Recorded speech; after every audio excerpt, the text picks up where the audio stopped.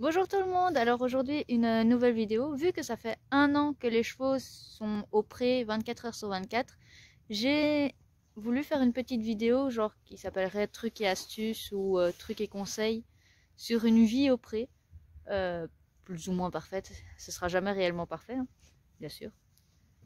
Du coup je voulais vous donner mes conseils ou des astuces que j'utilise au quotidien avec mes chevaux. Bien sûr, je vais aussi vous donner genre des conseils d'aménagement, comme des conseils de trucs à avoir sur place constamment. Alors, le, le premier conseil que je vais vous donner, ce sera sur un conseil d'aménagement. Alors, pour l'aménagement, je vais vous parler en premier lieu des fils. Donc, je vais vous retourner la caméra. Moi, j'ai pris des rubans, hein, mais ça, c'est en fonction de chacun et surtout en fonction des chevaux. Nos chevaux qu'on respecte très bien les fils et les rubans. Ruru, tu me coinces là. Merci. Nos chevaux respectent très bien les fils et les rubans. Mais le conseil que j'aimerais donner, c'est mettre des fils toujours à hauteur des yeux des chevaux. Alors pourquoi ce conseil? C'est parce que Zef, je vais vous parler d'ici en bas. Zef, si il ne voit pas qu'il y a un fil ici en dessous, donc si c'est un fil de fer trop petit comme ça, il va pas le voir et il va se dire qu'il va pouvoir passer. Même s'il est grand, il oublie qu'il est très grand et que le fil juste au-dessus, il va pas pouvoir passer. Mais il a besoin quand même de voir qu'il y a un fil pour pouvoir ne pas passer. Je sais qu'il y a des chevaux fugueurs et ça peut peut-être aider pour ça. Si le cheval voit le fil, en général, il ne passera pas. Le conseil numéro 2 que je pourrais donner, c'est que quand on a un terrain comme le nôtre qui est que de 1 hectare, pour pouvoir vivre toute l'année dessus, il va vous falloir plusieurs prairies comme ça. Comme vous savez, dans ma précédente vidéo, je vous ai présenté le lieu. Hein. Bonjour Lily. Je vous ai présenté le lieu, mais du coup, vous regardez l'ancienne vidéo. Regardez l'ancienne vidéo et vous saurez que il vaut mieux avoir plusieurs prairies comme ça, plusieurs parcelles dans le même terrain pour pouvoir faire des changements ou autres. Toujours dans l'aménagement. Bonjour Def. Ce que je conseillerais, c'est de... Qui a retourné sa mangeoire? De mettre des plaques comme ici, au sol. Surtout quand vous avez un terrain comme le nôtre qui est assez marécageux. Parce qu'alors, il va y avoir vite de la boue par terre, même avec des copeaux ou autres. Ici, on a mis des copeaux, mais parfois, même avec les copeaux, ça devient boueux. Alors que mettre des plaques comme ça permet d'avoir les pieds au sec pour les chevaux. Alors, ça, c'est un moustache de Zef que vous voyez, bien sûr. Hein, Zef? Toujours comme astuce ou comme conseil, c'est plutôt une astuce. Ici, nous avons des chevaux qui sont très... ils retournent leur mangeoire et tout, comme vous pouvez le voir. Mais ce qui est pratique pour au moment de manger, ce sont ces pneus. Parce que du coup, ils vont vraiment bien manger là. Et pas foutre leurs pieds dans la mangeoire. Parce que... nous avons justement une Lini. Donc ce cheval-là, ces petits trucs-là, a tendance à foutre ses pieds dans sa mangeoire. Du coup, avec un pneu, ça l'empêche de le faire. Ouais, bon, avoir des trucs pour mettre des pierres à sel, c'est toujours mieux. Et nous, on les met par terre parce que bah, les chevaux, ça mange par terre, donc c'est mieux pour eux. On a une des plaques, hein, mais on la voit pas. Elle est... Attention, elle est là, sous les copeaux. Et du coup, on met ça dans chaque abri et il y a un pneu pour Lily et pour Daco et pour Zef aussi. Ruru, lui, n'en a pas besoin. Toujours dans l'aménagement, je vais vous parler de ceci, qui est une très bonne alternative à ceci. Alors ça, c'est parce que les chevaux ont marché, c'est boueux, du coup ça fait ce mishmash tout moche. Ça, ce sont des dalles de stabulation, on a dû mettre une bâche en dessous. Donc des dalles de stabulation, ça permet donc de stabiliser le sol. Ce qui fait que, comme vous pouvez le voir, bah, là où il y a plein de trous, là ils auront les pieds au sec. Vous voyez? Donc on va faire ça un peu partout dans le paddock près des abris. Pour l'instant, on n'a pas tout fait. On voulait d'abord tester. Mais là, c'est approuvé, du coup, on va faire tout le restant. conseil que j'ai pour l'aménagement, ce sont de mettre, ça se trouve facilement hein, chez Action ou autre. Normalement c'est pour mettre les balais pour la maison ou autre. Mais nous on a mis ça pour, vous voyez, des trucs pour ramasser le crottin. Bon les petites palettes on les met là au-dessus. On a mis ça aussi pour, ça c'est une poignée de rechange vous voyez. Si jamais il y en a une qui casse on en a toujours une sur place. Ça c'est, ah oui, le ramasse copeaux. Bon lui il n'est pas rentré dedans. Mais par exemple celui-là qui est un balai, voilà, il est rentré parfaitement dedans. Et du coup ça permet d'avoir les ustensiles sur soi. Et ça c'est du plastique, hein, donc ça peut rien sous la pluie. Si c'est du bois, mais ça fait 1 an qu'il est là et ça fait 1 an qu'il n'a pas bougé, du coup c'est très bon. Alors oui, on a un petit raccord de fil, mais normalement on en a aussi dans la voiture. Ici c'est vraiment au cas où... voilà. Toujours en fait dans tout ce qui est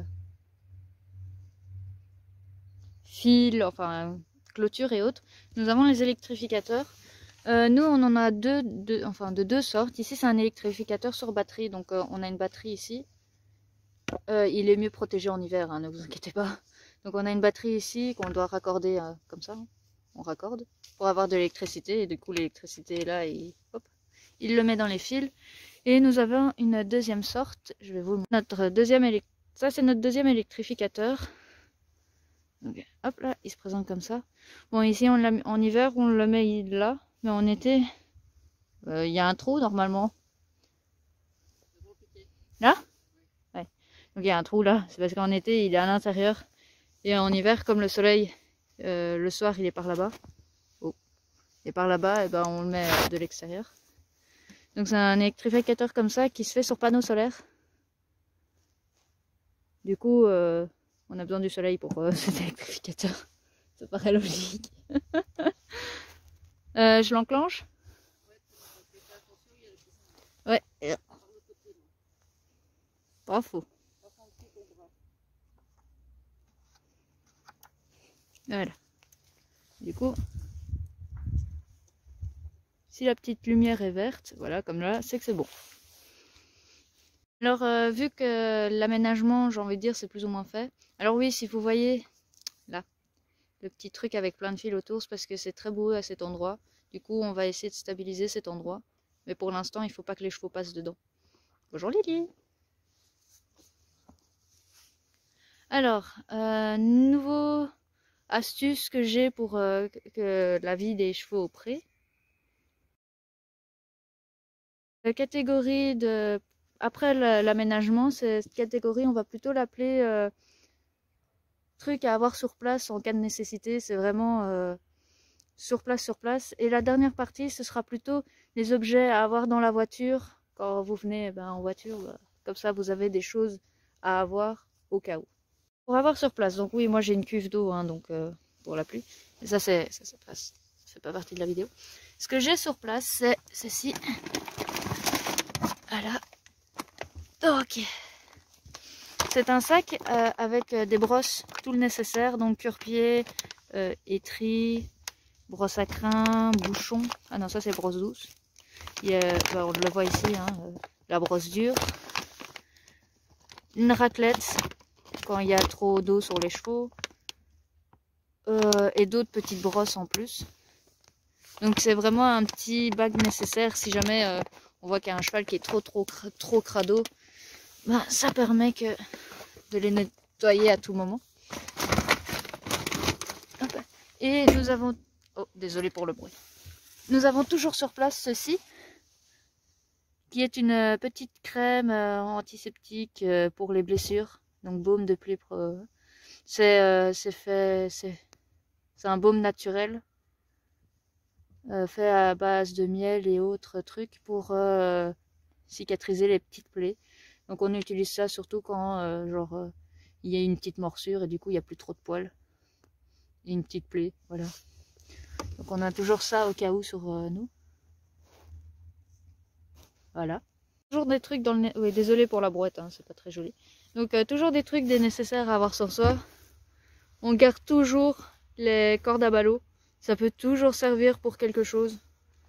Si on a un truc qui casse mais qu'on n'a pas le temps, enfin on n'a pas le fil nécessaire pour, et ben on met ceci, le temps de réparer. Ou si on doit accrocher deux trucs ensemble, c'est toujours bien. Du coup, on a toute une petite ribambelle de trucs, de cordes à ballots. On en a déjà utilisé pour, je vais vous montrer. Voilà.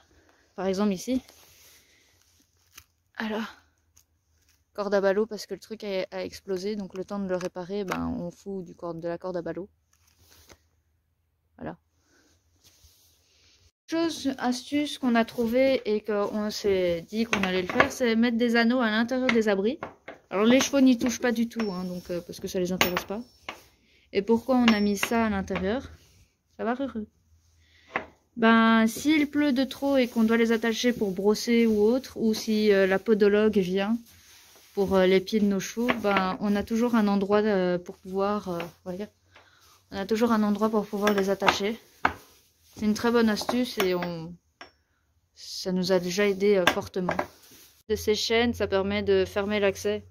Si on met deux chevaux aux anneaux ici, pour pas que les deux zones viennent ennuyer, ben on peut fermer l'accès avec, hop, comme ça.